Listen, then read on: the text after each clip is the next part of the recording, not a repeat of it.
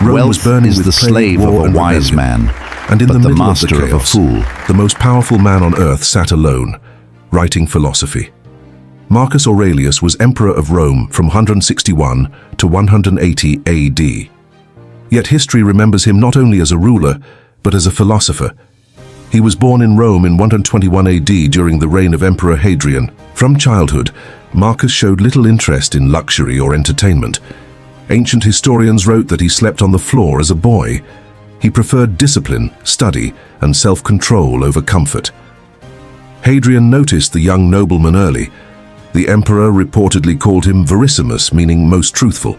In 138 AD, Emperor Hadrian arranged the imperial succession carefully.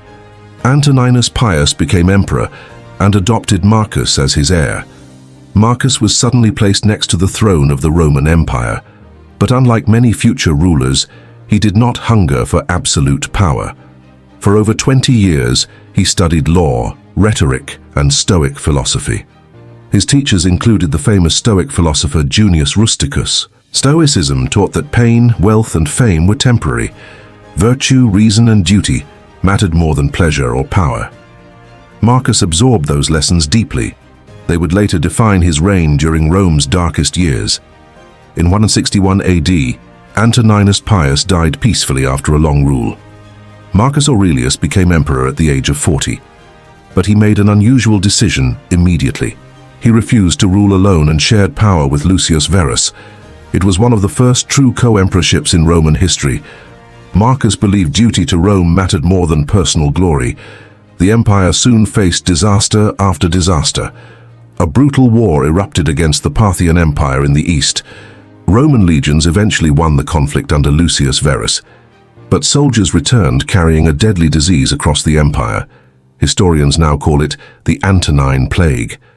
It may have been smallpox or measles spreading through Roman cities. The plague killed millions across the empire for years. Entire towns weakened as trade, agriculture, and armies collapsed.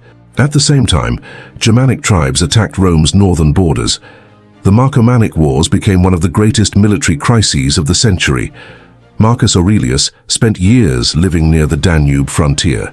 He commanded troops in freezing camps far from Rome's luxury. This shocked many Romans. Emperors usually ruled from palaces surrounded by ceremonies and wealth. Marcus instead lived like a soldier among exhausted legions. Yet even during war he continued writing personal reflections. Those writings later became one of history's most famous philosophical works. Today the book is known as Meditations. Marcus never intended it for publication during his lifetime. Inside were reminders to remain calm, rational, and morally disciplined. He wrote about anger, fear, death, and human weakness. He constantly reminded himself that power and fame vanish quickly. "You could leave life right now," Marcus wrote. "Let that determine what you do." Unlike many rulers, Marcus rarely praised himself in these writings.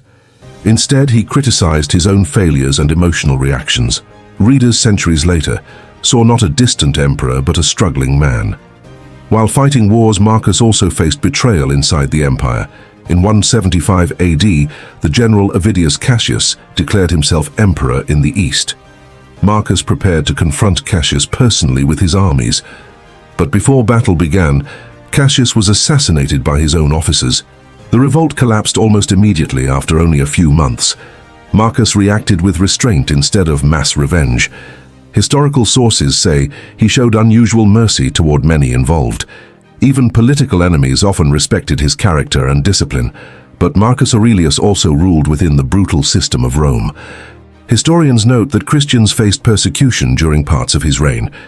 Although not personally obsessed with persecution, he did not stop it.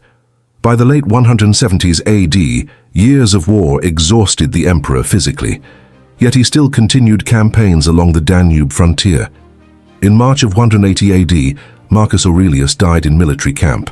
Most historians believe the cause was illness, possibly connected to the plague. He died far from Rome's monuments and triumphs. The philosopher-emperor ended his life surrounded by soldiers and war. After his death, power passed to his son Commodus, and Rome entered a very different chapter of imperial history. Commodus rejected many of his father's disciplined values. Ancient historians later described him as vain, cruel, and reckless. This contrast became one of history's great ironies. Yet Marcus Aurelius survived history in another way. His private thoughts continued traveling across centuries after the empire collapsed. Today, Meditations is still read around the world. Military leaders, philosophers, psychologists, and ordinary readers study its lessons. Marcus Aurelius became remembered not for conquering new lands, but for trying to conquer himself. Rome gave Marcus Aurelius absolute power. History remembers him because he treated power as temporary and character as eternal.